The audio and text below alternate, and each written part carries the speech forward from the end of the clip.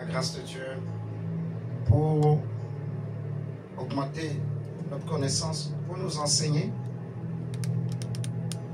la sagesse, pour nous aider à faire davantage attention, à prendre garde à ce que nous entendons, à ce que nous écoutons, à veiller. L'apôtre Jean a dit dans 1 Jean chapitre 4, à partir du verset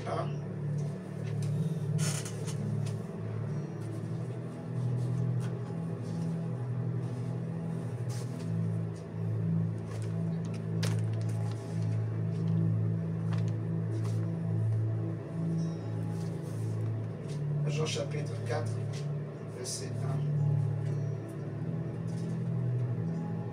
Il dit, mais attention, mes chers amis, ne vous fiez pas à n'importe quel esprit. Mettez les esprits à l'épreuve pour voir s'ils viennent de Dieu, car bien des prophètes de mensonges se sont répandus à travers le monde. On dit, mais attention, mes chers amis, ne vous fiez pas à n'importe quel esprit. Mettez les esprits à l'épreuve pour voir s'ils viennent de Dieu.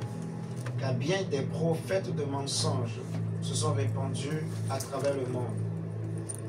Donc, quand l'apôtre Jean dit « N'ajoutez pas foi à tout esprit », il veut parler des esprits des prophètes, en fait. Et le thème que j'ai écrit au tableau, par les prophètes, l'impiété se répand dans tout le pays. Je pourrais même dire, c'est une conséquence que Dieu a. C'est une parole, nous allons lire tout à l'heure. On peut dire, car par les prophètes. Car par les prophètes. Car par les prophètes. C'est pareil, hein? Pour gagner un peu de place, on peut enlever le mot car. Par les prophètes, l'impiété se répand dans tout le pays. Dans tout le pays. L'apôtre Jean nous dit de faire attention à tous ceux qui se présentent aux hommes comme étant inspirés. Ceux qui parlent par des esprits. Inspirés par des esprits. Car, il dit, car bien des prophètes de mensonges se sont répandus à travers le monde. Je méditais la Bible et je suis tombé sur un passage de Jérémie que nous allons prendre, qui m'a quand même interpellé. Je pense que ce serait bien d'en parler, qu'on réfléchisse très bien dans la vie. Jérémie chapitre 23.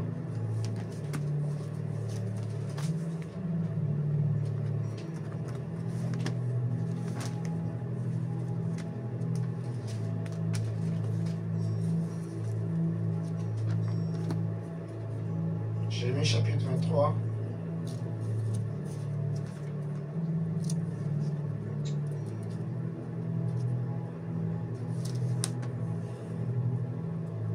À partir du verset 9. Jérémie 23, verset 9. La Bible dit, au sujet des prophètes, mon cœur est tout brisé et tous mes membres tremblent. Je suis comme un homme ivre, oui, comme un homme que le vin a dompté. C'est à cause de l'Éternel, de ses paroles saintes. Car le pays est rempli d'adultère et il est dans le deuil. À cause des malédictions. Les pâturages de la steppe sont desséchés. Ces hommes courent pour le mal et usent de leur force pour l'injustice. Oui, même les prophètes, même les prêtres sont pervertis. Et jusque dans mon temple, ils font le mal. L'Éternel le déclare. C'est pourquoi leur chemin sera pour eux glissant et obscurci. Ils y seront poussés et ils y tomberont. Car je ferai venir un grand malheur sur eux, l'année où je les châtierai. L'Éternel le déclare. J'ai vu des choses scandaleuses chez les prophètes de Samarie. Ils ont prophétisé au nom du Dieu Baal et ils ont égaré mon peuple Israël. Le Seigneur ajoute: mais parmi les prophètes de Jérusalem, j'ai vu des abominations. On commet l'adultère, on vit dans le mensonge, on encourage ceux qui font le mal, en sorte qu'ils ne se détournent pas de leur méchanceté. Ils sont tous devenus pour moi comme Sodome, et les habitants de Jérusalem comme ceux de Gomorrhe. Et là où ça m'a surtout interpellé, il y a plusieurs passages. On va partager les extraits et nous allons méditer ensemble. Il dit au verset 15, « C'est pourquoi, voici ce que dit le Seigneur des armées célestes au sujet des prophètes. Voici, je vais leur donner de l'abstinence pour les nourrir, et je leur ferai boire des eaux empoisonnées, car, je ne sais pas comment c'est écrit dans vos Bibles, dans Louis II, par exemple, mais dans la version Semeur, c'est écrit, car c'est de tes prophètes, Jérusalem, c'est de tes prophètes qu'est venue l'impiété pour se répandre partout dans le pays. Donc, je peux déjà m'arrêter là. Vous pouvez lire jusqu'au verset 18. On va essayer de prendre d'autres versets tout à l'heure pour lire. On peut lire même jusqu'au verset 40 pour bien comprendre comment le Seigneur parle des faux prophètes. Mais remarquez que Dieu est en train de dire que le mal s'est répandu, a pris une telle ampleur dans la ville de Jérusalem à cause des prophètes. Si nous réfléchissons un peu, on entend souvent des langages. Si je prends l'exemple en fait du Congo par exemple, où actuellement plusieurs personnes qui sont d'origine congolaise sont révoltées, remontées à cause de tous les scandales qu'on voit par-ci par-là, à cause de toutes les bêtises qu'on est en train de voir par-ci par-là, que malheureusement des hommes de Dieu, des hommes qui ont le nom de Dieu dans la bouche, qui chantent bien, qui prêchent bien, qui parlent bien, tout ce qu'ils font, les scandales en fait qu'ils font. Parfois même, les gens peuvent être scandalisés, mais vous allez remarquer que les mêmes personnes, bien qu'ils sont scandalisés, mais elles retourneront toujours auprès de ces personnes-là. Donc, il y a une matière à réfléchir. On pouvait se poser la question, est-ce que ce que les gens disent, cela a un sens? Est-ce que cela a un sens? Est-ce que cela a un sens? Eh bien, je peux affirmer aujourd'hui que dans la pensée de Dieu, cela a un sens. Vous imaginez que si le monde, j'aimerais nous amener à vraiment bien réfléchir ensemble. Imaginons que si on actualisait ce verset, le verset qu'on vient de lire, le verset 15, on actualisait à notre époque, Dieu dira que si le monde est rempli de tant de mal, c'est parce que l'Église de Jésus-Christ est en train d'échouer. Quand je dis l'Église de Jésus-Christ, je veux parler de ceux normalement qui doivent parler au nom de Dieu. En fait, c'est quoi un prophète? Un prophète, c'est quelqu'un qui est un homme inspiré. Il parle au nom de Dieu. Il dit qu'un esprit me parle. Un esprit m'a parlé. Vous voyez? Il entend des choses. Il voit des choses. Il y a un esprit qui lui parle. Voilà. Et quand on parle des prophètes, je ne parle pas particulièrement du ministère prophétique. Non. Mais je parle de tous les ministères qu'on connaît. Vous voyez? Tous les ministères. Et je mettrai même tout le monde ensemble. Je parle de l'Église. L'Église de Jésus. Pas l'Église qui est cachée en Dieu, qui est sans tache, ni ride, qui ne peut être détruit.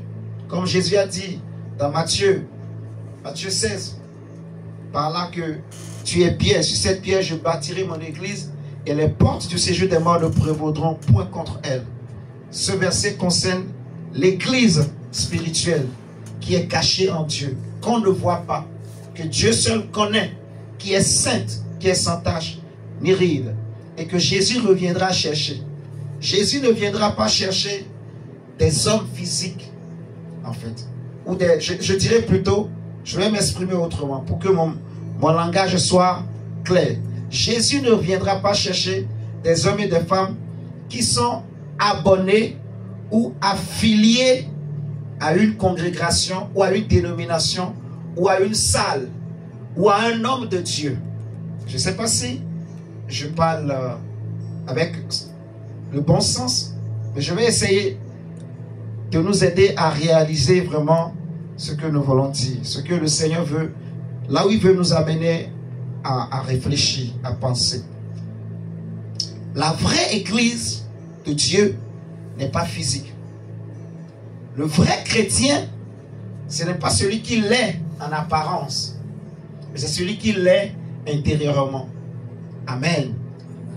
Et la vraie église que Jésus reviendra chercher, ce n'est pas l'église bâtiment, ce n'est pas l'église dénominationnelle. Jésus reviendra chercher une église, en fait, qui est cachée en Dieu, qui ne peut pas être détruite, qui ne peut pas être souillée, parce que c'est le corps de Christ, c'est le temple du Saint-Esprit de Dieu. Maintenant, imaginons que, comme j'ai dit tout à l'heure, que le monde, tout le mal qui se répand dans le monde arrive. Cela se passe parce que les hommes qui ont l'esprit ont échoué. Pour la simple raison que, oui, Jésus a bien dit que l'iniquité va s'accroître, le mal va s'accroître. Et nous connaissons les prophéties bibliques qui parlent des temps de la fin. Donc, il y a des choses que nous voyons qui ne nous étonnent pas. Mais dans ce cacophonie, Dieu, normalement, avait pensé, avait prévu que si l'Église jouait réellement son rôle, en fait, il serait possible que toute l'humanité se convertisse. Je ne sais pas si vous me comprenez très bien. Imaginez que tous les chrétiens qui ont le Saint-Esprit marchent vraiment dans l'obéissance au Saint-Esprit, à la parole de Dieu. Marchent dans la sainteté. En particulier, surtout les hommes de Dieu. Et qui sont des modèles. Ils sont irréprochables en ce qui concerne le péché. Imaginons que tous les pasteurs, les apôtres, les docteurs, les prophètes, les évangélistes ne criaient pas des scandales. Est-ce que nous pouvons imaginer combien de personnes accepteront de donner leur vie à Christ? Amen. Amen. C'est tellement, tellement important. Le Seigneur dit, car c'est de tes prophètes, Jérusalem, qu'est venue l'impiété. C'est eux qui répandent l'impiété. Eux, normalement, qui doivent éteindre le feu de l'impiété. Eux, normalement, qui doivent dénoncer, amener les gens à sortir du péché, du mal. C'est eux qui pêchent et qui encouragent. Parce que quand l'homme de Dieu, celui qui dit que Dieu me parle, il pêche, il commet l'impudicité. Tous les jeunes le savent, tout le monde le sait et on le regarde. L'homme aime la facilité, l'homme aime les choses simples. Les gens vont se dire, si lui, imagine une femme qui sort avec un pasteur, le lendemain, le pasteur vient, il prêche, des signes, des miracles, des prodiges se produisent. Cette jeune fille-là, entre nous, vous pensez vraiment qu'elle va craindre Dieu? Non. Regardez sur Internet tout ce qui se passe. Je ne vais pas citer des noms, parce que ce n'est pas ce que Dieu nous demande. Mais regardez tout, en fait, le nombre d'églises, le nombre de pasteurs, le nombre de personnes qui, il y en a, ils étaient, on les connaissait peut-être pas, ils étaient des magiciens, des féticheurs. Ils nous ont dit, ils ont donné leur vie à Jésus. Dès qu'ils nous ont dit, ils ont donné leur vie à Jésus, 1 an, 2 ans après, on nous présente qu'ils sont prophètes, ils sont apôtres, ils sont pasteurs. Il y en a, ils chantaient dans le monde, ils deviennent chrétiens, ils continuent maintenant de chanter. Ils chantent, après on nous dit, ils sont devenus pasteurs, ils sont devenus prophètes. Vous allez voir, aujourd'hui, tous les chantres, surtout de la nouvelle génération, les anciens, quand ils les chantent, ils restent chantent jusqu'à la fin de sa mission. Vous voyez? Mais la génération qui est en train de monter là, des temps de la fin là, plus nous, on avance on évolue dans les temps de la fin, plus la génération qui est en train de se lever là, en fait, c'est devenu comme une mode. Dès que tu es chantre, c'est qu'il faut que tu deviennes aussi pasteur, ou prophète, ou apôtre. Il faut qu'un homme de Dieu prie pour toi, qu'il te oigne, qu'il verse de l'huile sur toi. Tu vas voir. En fait, regardez. Prenons Jérémie.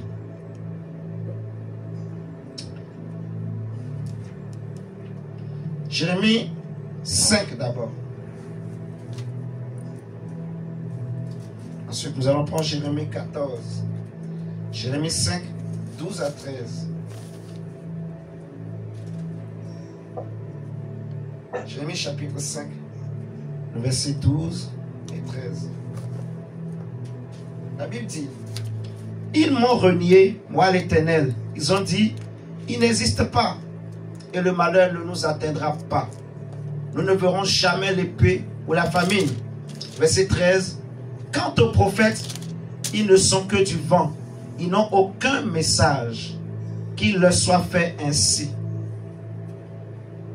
Donc, un homme de Dieu, un enfant de Dieu, authentique, je dis bien authentique, qui vraiment a connu Jésus et qui aime son Dieu, qui ne joue pas avec sa chrétienté.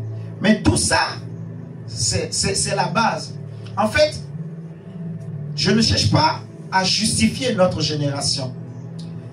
Ce que je m'en vais dire, ce que je veux dire, c'est que c'est depuis le début, après la mort des premiers apôtres de Christ, que tout a commencé, que le déclin a commencé. Je ne sais pas si vous me comprenez. Que les faux enseignements, les faux enseignants, les faux hommes de Dieu, les faux messages ont commencé par être véhiculés. En fait, que les fausses doctrines ont commencé par être véhiculées. En fait, d'après ce texte qu'on vient de lire, tout prophète doit avoir un message. Tout enfant de Dieu doit avoir un message. Ce message, c'est quoi? C'est Christ. Amen. Tout enfant de Dieu doit avoir un message, une parole. Christ, c'est la parole. Amen. En fait. Donc, le problème qui se passe aujourd'hui, nous voyons des hommes qui parlent au nom de Dieu, mais quand tu les écoutes, ils ne parlent pas de Christ. Ils parlent de leur vie. Ils parlent des choses du monde. Tu vois un prophète, on l'invite, il parle de la politique, il parle... En fait, ils sont devenus aujourd'hui comme des... Je ne sais pas quel mot il faut dire. Quel nom on va leur donner? Ils sont devenus journalistes, politiciens. Je ne sais pas en fait. Donc, on les invite, on leur pose des questions sur tout. Ils racontent tout. Il y en a qui soutiennent et des musiciens paniers. En fait, c'est un mélange. on ne comprend pas, en fait. Donc, quand tu analyses avec l'Esprit de Dieu, tu réalises que ces gens-là n'ont pas de message. Ils n'ont aucun message. C'est ce que Dieu dit, en fait. Ils n'ont aucun message. Le problème, c'est donc la semence. Frère, c'est grave. C'est pour ça que le Seigneur dit, faites attention. Parfois, ce que nous sommes aujourd'hui, ça n'a pas commencé aujourd'hui. Ça a commencé avant nous. Parce qu'il y a eu des gens qui sont venus et qui ont semé des choses. D'autres sont nés, ils ont repris, ils ont reconduit. Et c'est venu jusqu'à nous. L'évangile, l'église que nous connaissons, le modèle d'église, le modèle de chrétien que le monde connaît, ça vient d'où? Le modèle de prophète, le modèle d'apôtre, le modèle d'évangéliste, toutes ces choses, ces modèles-là, ça vient d'où? C'est le monde qui nous a donné. Mais qui a mis ça dans le monde? C'est aussi des hommes de Dieu qui sont passés avant nous. Mais en réalité, c'était des faux. Ils avaient une mauvaise semence. Ils étaient inspirés par un autre esprit, différent de l'esprit de Dieu. Dieu dit, ils n'ont aucun message. Ils n'ont pas Christ. Ils ne prêchent pas Christ. Ça fait que beaucoup de chrétiens vivent dans des choses qui n'ont rien à voir avec Christ. C'est tout. Et ce n'est pas la faute des chrétiens. Dieu dit, c'est à cause de vos prophètes, de vos dirigeants, de ceux qui vous dirigent, ceux qui disent que Dieu m'a oint, Dieu m'a établi, Dieu m'a appelé, je suis apôtre, je suis prophète, je suis pasteur. Si Dieu t'a oint, quel est le message que Dieu t'a donné? Quand Dieu a appelé Jean-Baptiste, Jean-Baptiste est sorti du désert avec un message. Il a fait un message. Regardons Jérémie 14.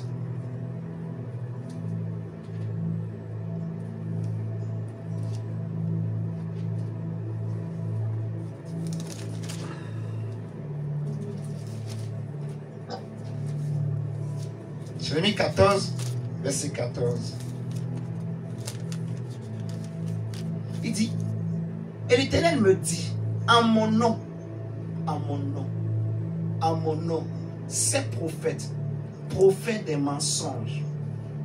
Il dit, je ne les ai pas mandatés, je ne leur ai rien ordonné, je ne leur ai pas parlé. Toutes leurs prophéties sont visions mensongères, oracles sans valeur, des inventions venant d'eux-mêmes. Et il y en a beaucoup.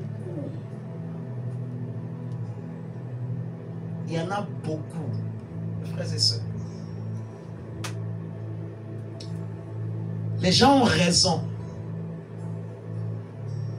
C'est à cause de ceux qui disent, ceux qui se disent hommes de Dieu, que les gens sont détruits, que des pays sont détruits, que des familles se détruisent, que des vies se détruisent.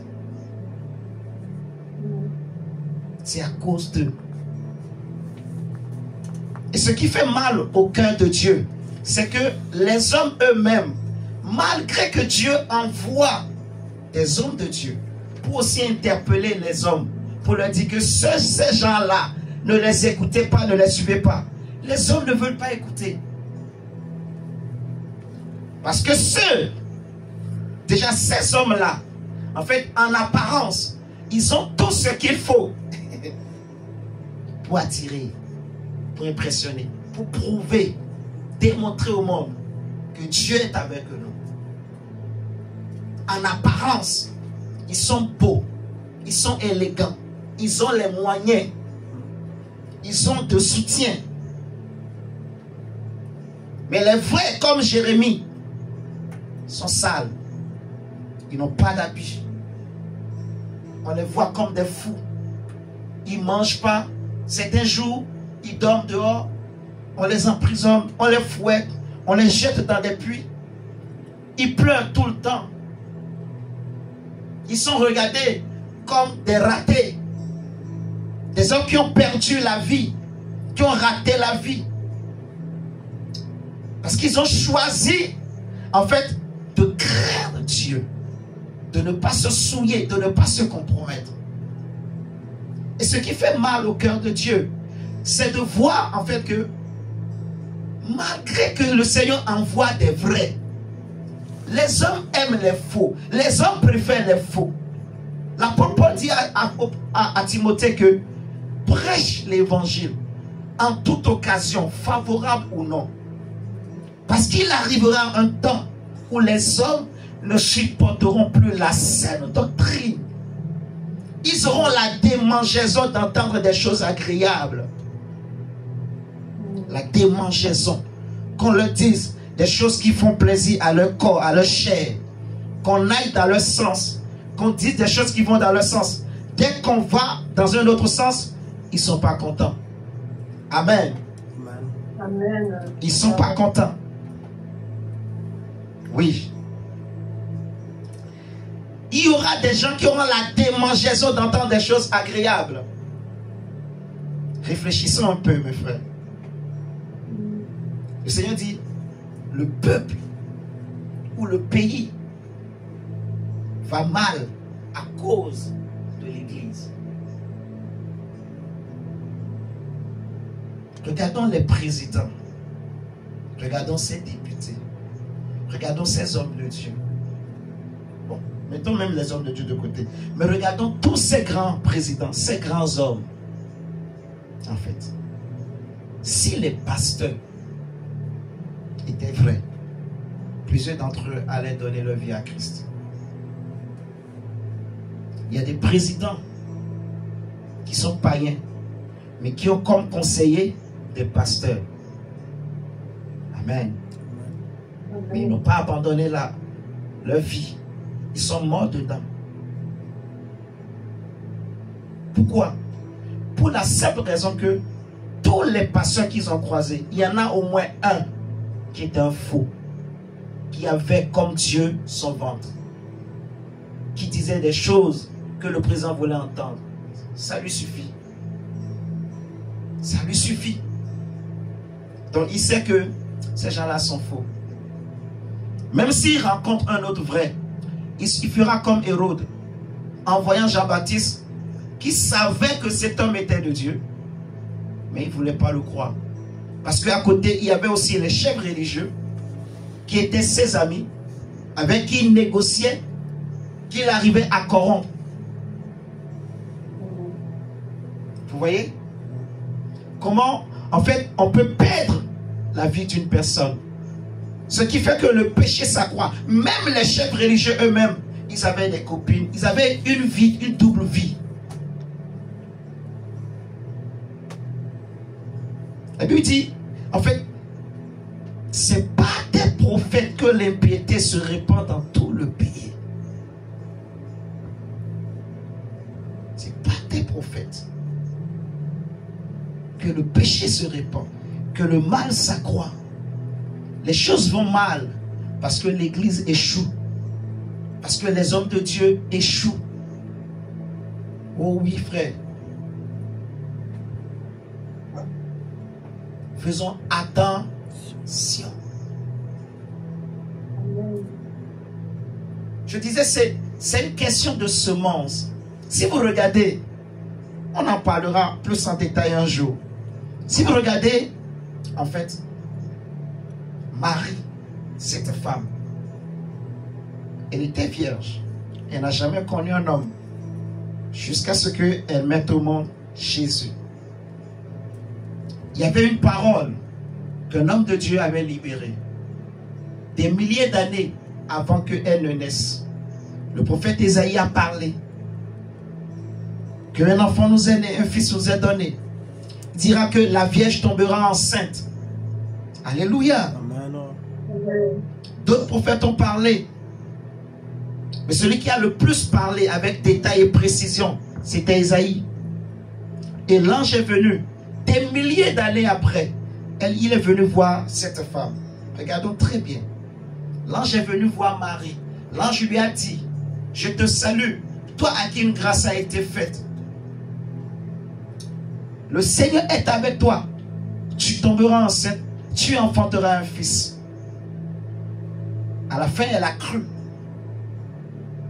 Sans connaître un homme, sans aller avec un homme, sans rencontrer un homme, elle est tombée enceinte. Un bébé s'est formé dans son ventre. Marie. Et cet enfant-là est né du nom de Jésus. Donc la parole qu'elle a entendue là est une semence. Amen. La parole que Marie a entendue, la parole que le prophète avait libérée, c'était une semence qui attendait la personne qui était disponible, qui remplissait les conditions qu'il faut pour se manifester. Suivez-moi très bien. C'est une question de semence. Vous allez comprendre avec moi que, en fait, dans le monde, il y a deux semences. Souvent, nous lisons Genèse, mais nous ne réalisons pas très bien. En fait, nous ne comprenons pas très bien tous les détails. Parce que, comme je disais la dernière fois, tout est dit dans Genèse. Lorsque Ève est sortie du ventre de Adam, ou des côtes de Adam, Adam dit, voici celle qui est l'os de mes os et la chair de ma chair. Celui à qui Dieu avait parlé en premier, c'était Adam. À qui Dieu avait dit, tu ne mangeras pas. Quand Ève est venue, Adam aussi lui a parlé. Quand le serpent est venu, est-ce que c'est le serpent qui est venu prendre le fruit et le donner à Ève? Non. Mais qu'est-ce qui s'est passé avec Ève? Le serpent a commencé par parler avec Ève. En réalité, la parole du serpent là, c'était une semence. Je ne sais pas si vous êtes en train de comprendre. Vous allez voir le fruit de cette semence. Je vais vous le dire. Le serpent savait, si je veux rentrer, si je veux réussir, si je veux détruire ce que Dieu a fait, il faut que je sème, il faut que je dépose ma semence. Parce qu'il savait que l'homme portait une semence. En tant que créature, créée à l'image de Dieu, ayant le souffle de Dieu en lui, l'homme a une semence en lui. Amen.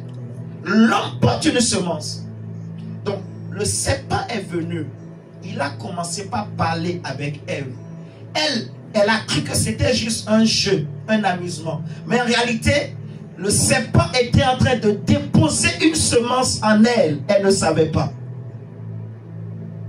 Jusqu'à ce qu'elle a péché. Elle a pris le fruit. Elle a mangé. Dieu les a chassés du jardin d'Éden. Il a mis un ange, un chérubin protecteur. Mais dans Genèse 5, on nous dit quoi? Non, même pas Genèse 5. Regardons dans Genèse. Avant même Genèse 5. Regardons ceci. Le premier fils que Ève a mis au monde, c'était qui? Caïn. Mais la Bible nous dit quoi? Caïn est du malin. C'est ce que l'apôtre Jean nous dit. Donc le père de Caïn, ce n'est pas Adam. Ève a dit à Adam, je t'ai enfanté un fils. Mais l'apôtre Jean nous dit que le vrai père de Caïn, c'était le diable. Parce que l'apôtre Jean dit que Caïn était du diable. Il était fils du diable. Et c'était le premier fils que Ève a mis au monde.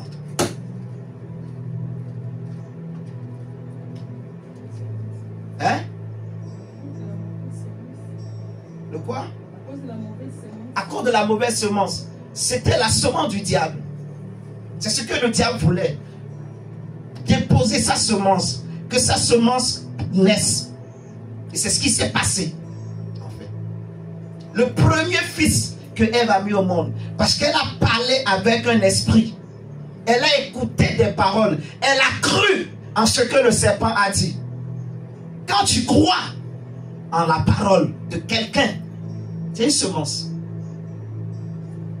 Si c'est la parole de Dieu, la Bible dit que ça va te donner comme fruit la justice, la sainteté. On dit celui qui sème pour sa chair, il moissonne la corruption. Mais celui qui sème pour l'esprit, il moissonnera quoi? La vie éternelle, la justice, la sainteté. Elle a discuté avec Ève, le serpent. Il a parlé avec Ève. Ève a parlé avec elle. Et Ève a cru aux paroles du serpent. Si elle a mangé le fruit, c'est parce qu'elle a cru aux paroles du serpent. Elle a mis sa foi dans la parole du serpent. En fait, Marie a cru à ce que l'ange a dit et elle est tombée enceinte. Vous voyez? C'est une question de semence. Et cette semence, tu reçois comment? Cette semence, cette parole qui vient comme une semence en l'homme pour détruire. Ça rend comment? Ce que je crois, ce que j'ai entendu et que j'ai cru. Si c'est un mensonge, si c'est de fausses doctrines, ça ne produira que la corruption, la destruction, la détresse. La Bible nous dit, dans Genèse 4, le premier fils que Adam a eu, verset 1, c'était Caïn. Le deuxième, c'était Abel. Et c'est Caïn qui va tuer Abel. On le voit. Ensuite, Ève va mettre au monde un autre fils du nom de Seth pour remplacer Abel. Mais le premier fils qu'elle a mis au monde, c'était Caïn. C'est une question de semence. La semence. La semence.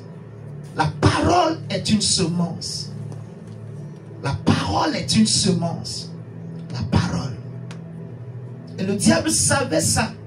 C'est pour cela, lorsque l'église était née, déjà pour sauver l'homme, Dieu est venu, il a fait de sa parole une semence pour nous. Jésus.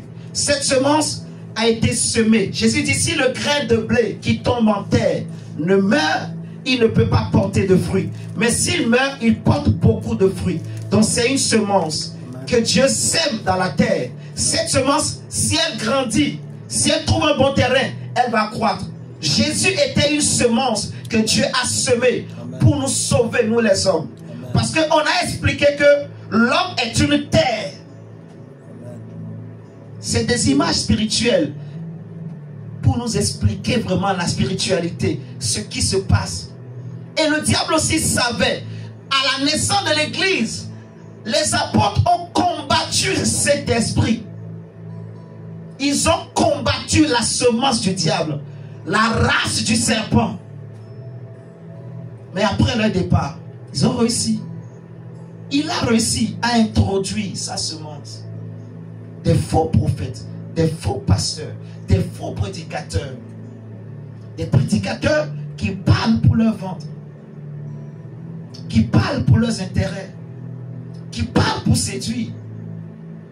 Vous imaginez, il y en a qui deviennent hommes de Dieu tout simplement parce qu'ils veulent gagner l'argent. Ils se disent qu'il y a un business dedans. Waouh!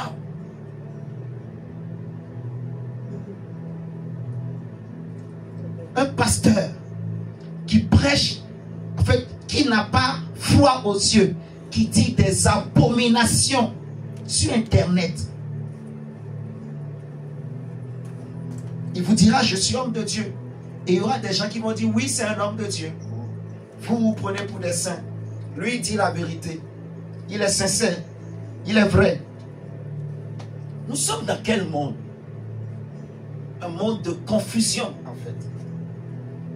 Tout est une question de semence. Cette semence-là, après la mort des apôtres, elle est rentrée.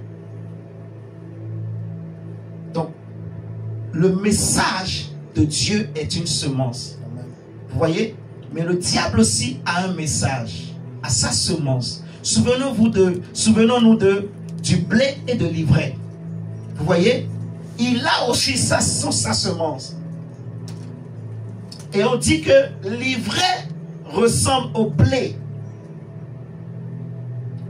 Donc en apparence, ils se ressemblent, ils sont égaux. Ils sont égaux plutôt. Cela veut dire que si tu regardes à l'apparence des hommes de Dieu, tu vas te tromper. Tu vas être séduit. Alléluia. Amen. Tu vas tomber dans le piège. Ce n'est pas l'apparence. C'est le cœur, c'est le message qu'il faut regarder, c'est l'intérieur. Ce qui sort de sa bouche. Qu'est-ce qu'il dit? Quelle est sa vie? On reconnaît un arbre à ses fruits. Il y a plusieurs faux prophètes aujourd'hui, mes amis. Plusieurs faux prédicateurs. Plusieurs faux chrétiens. Il y en a beaucoup aujourd'hui. Ça fait mal, ça fait peur, ça fait réfléchir. En fait, on donne raison aux gens du monde. Aujourd'hui, je donne raison à certains Congolais. Je vous dis la vérité. Ils ont raison. Ils sont peut-être pas chrétiens comme nous, mais ils ont raison. C'est les pasteurs qui détruisent. Comment tu peux voir un pays où il y a plus de pasteurs dans chaque rue? Toutes les maisons sont pratiquement des églises. Mon frère, ma soeur, Dieu m'a tellement enseigné que je ne regarde plus à l'apparence des choses. Non. Je réalise beaucoup de choses. Non. C'est l'intérieur, le message, la vie, la parole. Amen. Amen. Dans une rue, plusieurs églises, de grands pasteurs, de grands prophètes dans ces pays.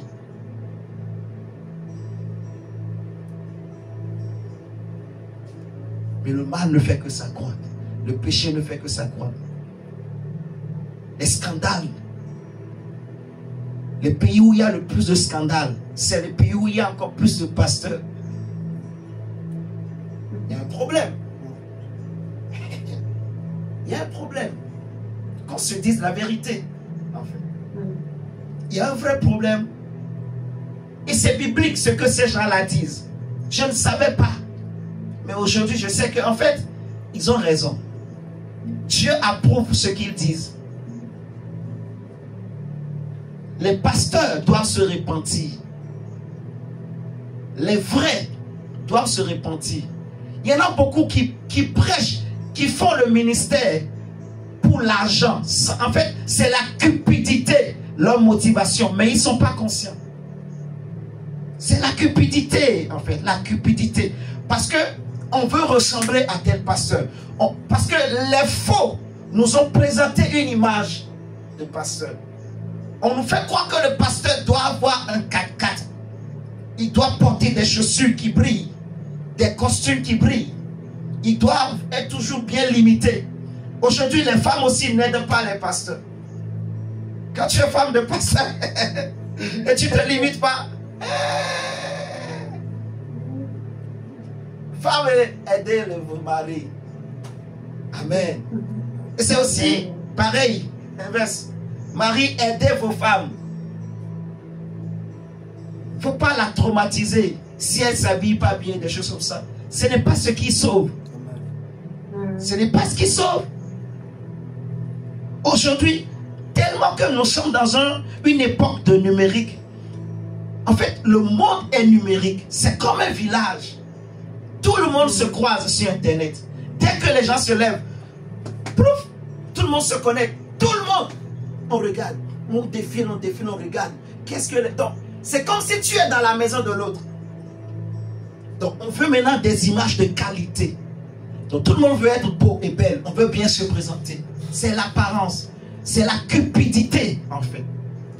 Tu vas voir un homme de Dieu qui a bien commencé. Parce que ça va le pousser. Les gens peuvent venir lui faire des propositions. On va te soutenir. Pasteur, franchement, j'ai aimé votre message. Dieu me met à cœur de vous donner 10 000 euros. Tu vas refuser ou tu ne vas pas accepter? Ouais. Il faut demander quelle est la contrepartie. En contrepartie, qu'est-ce que tu demandes? Qu'est-ce que tu veux? Il faut être direct. C'est spirituel. Si tu te dis je ne demande rien, donne, je prends. Je sanctifie et c'est bon. Mais si en contrepartie, s'il était envoyé, si l'argent là était maudit, il va te dire: oh pasteur, je veux que tu sois un peu plus gentil.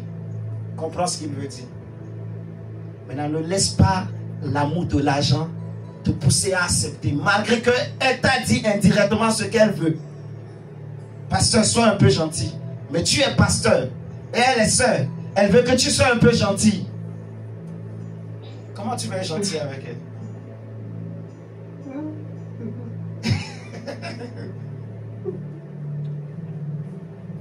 Il se passe des choses, mes amis. Il y a beaucoup de faux. Ça ne veut pas dire qu'il n'y a pas de vrais. Il y en a beaucoup aussi de vrais.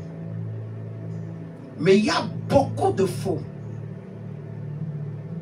Le Seigneur veut vraiment nous interpeller à réaliser que il y a beaucoup de faux. La parole est une semence. Ce que tu entends, ce que tu écoutes, c'est une semence.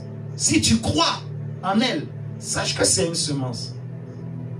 Dès que tu as cru, ça rentre en toi.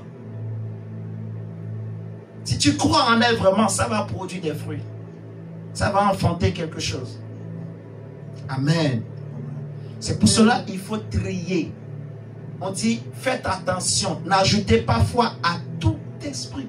L'apôtre Pierre nous dit dans 2 Pierre 1, 2 Pierre 2 plutôt, de même qu'il y avait eu beaucoup de faux prophètes à l'époque des autres. Il a précisé. Il dit de même, vous aussi à votre époque, il y aura beaucoup de faux. C'est l'apôtre Pierre qui le dit. Dans 2 Pierre 2 1, il y aura aussi beaucoup de faux. Et c'est ce que nous voyons aujourd'hui en fait. C'est ce que nous voyons. Il y a des féticheurs qui se font passer pour des chrétiens, des pasteurs.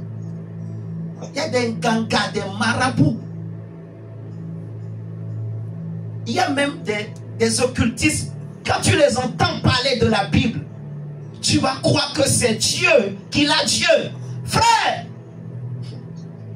Et j'ai mal. En fait, quand j'entends ces hommes-là, je dis, oh Dieu, j'imagine tous les hommes.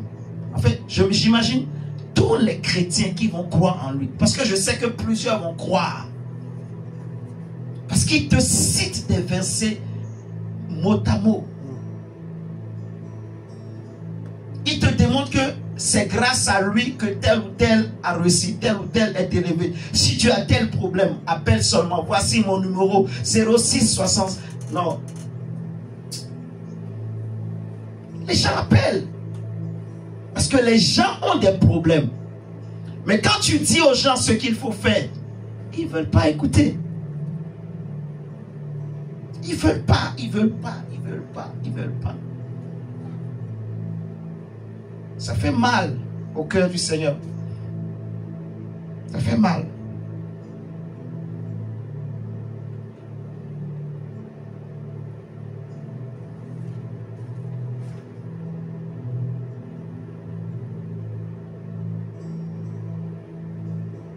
Regardons Acte 17. On va s'arrêter là. Acte 17, verset 10 à 12. J'ai dit l'essentiel.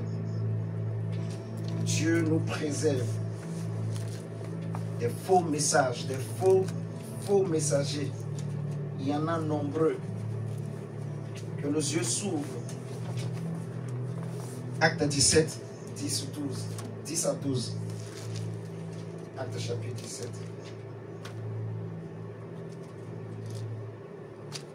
La Bible dit: dès qu'il fit nuit, les frères firent partir Paul et Silas au Bérée. Une fois arrivés là, ceux-ci se rendirent à la synagogue des Juifs. Ils y trouvèrent des gens qui étaient bien mieux disposés que les Juifs de Thessalonique et qui accueillirent la parole de Dieu avec beaucoup d'empressement. Ceux-ci examinaient chaque jour les Écritures pour voir si ce qu'on leur disait était juste. Les chrétiens de Béret. Donc pour conclure, pour ne pas tomber dans les pièges de ces faux, de ces charlatans, de ces magiciens déguisés, mes chers amis, il faut être un examinateur. Il faut aimer lire la Bible. Quand on te dit quelque chose, prends ta Bible. Peu importe la démonstration, peu importe l'art de parler, parce qu'il y a des hommes qui ont l'art de parler, qui ont l'art de convaincre. Ils savent convaincre. Ils savent faire une dissertation. En fait, ils savent enjancer les mots. Il y en a qui ont cet art. Il y a des discoureurs, des dragueurs, si on peut parler comme ça. Ils savent bien parler. Donc, pour ne pas tomber dans le piège, soyons comme les chrétiens de Béret. Tout ce que Paul leur disait, la Bible dit que chaque jour, dès que Paul vient, il parle, eux aussi ils prennent, ils vérifient. Est-ce que ce qu'il dit, c'est écrit? Est-ce que c'est vrai? Ils vérifient, ils vérifient, ils vérifient. Et ils analysent. Dieu nous a donné l'intelligence pour analyser. On n'a pas de force contre la vérité. Quand quelqu'un dit la vérité et tu vérifies, le Saint-Esprit te convaincra dans ton cœur si ce qu'il dit est faux ou vrai. On a une conscience. Amen. Amen. Donc soyons comme des chrétiens de Béret. Nous allons prier le Seigneur pour lui dire, Seigneur, en cette année nouvelle, nous savons qu'il y a beaucoup de faux prophètes, mais nous ne voulons pas tomber dans le piège. Si hier, nous étions peut-être tombés dans le piège, mais désormais, nous voulons être des examinateurs de la parole, des lecteurs de la parole. Seigneur, chaque message, nous voulons vérifier, nous voulons examiner. Que Dieu nous donne cette force, cette capacité que les chrétiens de Béret avaient, cette sagesse-là. Que le Seigneur nous aide pour examiner les messages. On n'interdit pas de ne pas écouter les messages. Vous voyez? Mais c'est de faire attention. De ne pas te laisser, en fait, séduire par l'apparence. De ne pas te laisser tromper par l'apparence. Même les chants. Le chant peut être beau. Mais l'inspiration, le message qui est dans le chant, ça ne glorifie pas Jésus. Il y en a beaucoup. Il y a des gens qui ont chanté des chants que les chrétiens eux-mêmes ont compris que ça, Jésus n'est pas glorifié. Ils ont critiqué ces hommes. Mais ces mêmes hommes sont revenus après, les chrétiens les ont accueillis. Les chrétiens sont fous. Vous-même, vous avez vu, il n'a pas un bon esprit. Et après, on va dire, ah non, il prie trop bien. Ah, il parle trop bien, il chante trop bien. On aime quand il chante, on aime quand il prie. Wow, il a des inspirations. Mais tout le temps, vous voyez des signes qui vous attestent que cet homme-là, cette femme-là, il y a quelque chose qui ne va pas. Donc, s'il dit quelque chose qui est biblique, écoutez-le. Mais faites attention. Examinez. Le seul à qui on doit vraiment donner tout notre cœur, c'est la parole. C'est Jésus. Amen. Amen. Amen. Prions le Seigneur ici, au nom de Jésus. Seigneur, nous te remercions pour encore ce soir, Saint-Esprit. Seigneur, nous sommes arrivés à la fin. Nous te bénissons pour ta parole, ô Dieu. Seigneur, nous ne sommes rien. Qui sommes-nous? Nous ne sommes pas meilleurs que les autres. Nous ne pensons même pas cela, loin de nous, Père, loin de nous. Nous voulons nous améliorer aussi. Ce n'est pas ta miséricorde que nous nous efforçons, Seigneur, mais nous ne sommes pas encore arrivés. Nous te remercions, ô Dieu, de tout cœur et nous te prions de nous aider, Seigneur, à être comme les chrétiens de Béret. Oh Dieu, nous ne voulons pas tomber dans les pièges, Seigneur, de ces charlatans, de ces faux prophètes des temps de la fin, qui viennent en habit d'agneau, mais au-dedans sont des loups, qui viennent pour ravir, pour détruire. Dieu, nous te supplions, tu as dit dans ta parole que c'est à cause de tes prophètes que l'impiété se répand dans tout le pays. Pourquoi, Seigneur, nous prions, Seigneur, là où, Seigneur, l'impiété se répand à cause des prophètes, que, Seigneur, cette hémorragie, oh Dieu, puisse être arrêtée. Que l'hémorragie soit arrêtée. Seigneur, dans le nom de Jésus. Seigneur, l'église où les messagers, les vrais sont censés amener les hommes à Christ et non les amener en enfer et non les amener à Satan. Yahweh, nous te supplions, tous ceux qui vendent des armes, tous ceux qui font des trafics et des commerces des armes, ces pasteurs qui, même indirectement, même inconsciemment, Seigneur, sont utilisés pour faire le trafic des armes. Nous te prions, Seigneur, que tu amènes la repentance, que tu les sors de là. Yahweh, tous ces hommes et ces femmes sur Internet, un peu partout, qui croient encore à ces charlatans, à ces faux pasteurs qui tombent dans le piège. Oh Dieu, nous te prions que tu ouvres les yeux. Seigneur, ouvre les yeux des hommes et des femmes, des parents, des papas, des jeunes. Seigneur, nous te prions. Délivre-nous de l'apparence. Délivre l'église de l'apparence. Délivre l'église corps de Christ physique de l'apparence. Délivre, oh Dieu, de la séduction par l'apparence, Seigneur. Papa, nous te supplions. Donne-nous d'être comme des chrétiens de Béret. Donne-nous d'être comme des chrétiens de Béret. Cette année 2025, Seigneur, nous ne serons pas, Seigneur, des fous. Nous ne tomberons pas dans les pièges des fous. Seigneur, donne-nous d'être comme des chrétiens de Béret. Et nous prions aussi toute mauvaise semence qui était entrée en nous, parce qu'on avait cru au message d'un faux. Nous prions que cette mauvaise semence soit déracinée au nom de Jésus. Toute mauvaise semence qui avait été plantée, à laquelle on avait cru, qui était rentrée dans nos maisons, qui était rentrée dans nos familles, qui s'était implantée dans nos cœurs, dans nos reins, dans nos entrailles. Papa, au nom du Seigneur Jésus, nous renonçons à ces semences. Nous prions qu'elles soient déracinées et que toutes ces œuvres soient détruites. Prie contre les mauvaises semences qui sont peut-être rentrées en toi, qui sont peut-être rentrées dans ta famille. Des enseignements et des messages que tu as entendus, que ce soit sur Internet ou ailleurs, mais qui n'étaient pas de Dieu, qui étaient du malin. Prie que cela soit déraciné et que ces œuvres soient détruites et que Dieu te vienne en aide, que Dieu t'illumine de sa lumière, que Dieu te fasse d'être comme des chrétiens de Béret. Oh Dieu, nous te prions, Seigneur. Oh Dieu, nous te prions, Papa. Seigneur Jésus, c'est en toi nous nous confions. Yahweh, remplis-nous de ton esprit. Remplis-nous, oh Dieu, de l'Esprit Saint.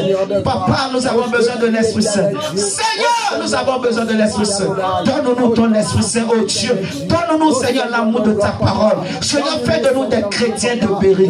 Guéris les cœurs. Guéris les âmes. Là où, Seigneur, des mauvaises semences sont détruites. Papa, viens restaurer, oh Dieu. Nous te supplions, Yahweh. Seigneur, regarde les pays, regarde les familles, regarde les villes, regarde les vies, oh Dieu, qui sont détruites à cause, Seigneur, Papa, de nous, les chrétiens, de nous, les pasteurs. Regarde, oh Dieu, Seigneur, nous te demandons pardon. Nous prions, oh Dieu, que tu aies compassion. Seigneur, que tu aies pitié. Yahweh, que tu touches. Yahweh, nous demandons grâce. Yahweh, nous demandons miséricorde. Seigneur, c'est encore possible. Oh Dieu, de restaurer. Oh Dieu, d'amener un réveil. Oh Dieu, de sauver un maximum. Seigneur, amène un réveil. Seigneur, enlève la séduction. Seigneur, enlève la séduction par les images. Seigneur, par l'apparence. Oh Dieu, nous te prions. Enlève la cupidité dans les cœurs des pasteurs, dans les cœurs des hommes de Dieu, de nous tous, oh Dieu. Enlève la cupidité. Enlève l'amour de l'argent. Enlève, oh Dieu, l'amour du monde. Enlève, oh Dieu, l'amour des choses de ce monde. Enlève, oh Dieu, Papa. Seigneur, nous te supplions, Père. Purifie-nous, Dieu. Sanctifie-nous, Yahweh. Lave-nous par ton sang. Lave-nous, oh Dieu. Rends-nous purs devant toi. Yahweh! Éternel Dieu, purifie, Seigneur de gloire. Oh Seigneur, nous t'en supplions, Père. Oh, nous te prions, éternel Dieu. Détruis, Seigneur de gloire. Père, que toute mauvaise semence soit déracinée. Au nom de Jésus, laisse que toute mauvaise semence en moi, en ma femme, Seigneur Dieu, Seigneur mon Dieu, la soit déracinée, que ces œufs soient détruits, que ces œufs soient détruits, au nom puissant de Jésus, au nom de Jésus, oh Père, merci. Remettons la soirée entre les mains du Seigneur. Prions que le Seigneur soit avec nous, qu'il sanctifie les repas, qu'il soit avec nous demain et également les jours à venir. Au nom de Jésus. Sois avec nous, Seigneur Dieu, Papa. La journée de demain en tes mains, Jésus. Seigneur, je bénis ton peuple. Même ceux qui n'ont pas pu être là ce soir ou se connecter ce soir, qu'ils soient bénis là où ils sont. Bénis leurs mains, bénis leur vie, leur travail, leurs activités, leur famille. Au nom de Jésus. Que la grâce de Dieu soit avec eux. Que la faveur de Dieu soit avec eux. Que la bénédiction divine, la bénédiction de l'Éternel s'attache à eux. Seigneur, j'ai prié au nom du Seigneur Jésus. Papa, merci pour ta grâce infinie et pour ta fidélité. Nous croyons en toi, en cette parole. Merci Seigneur. Au nom de Jésus. Amen. Amen, amen.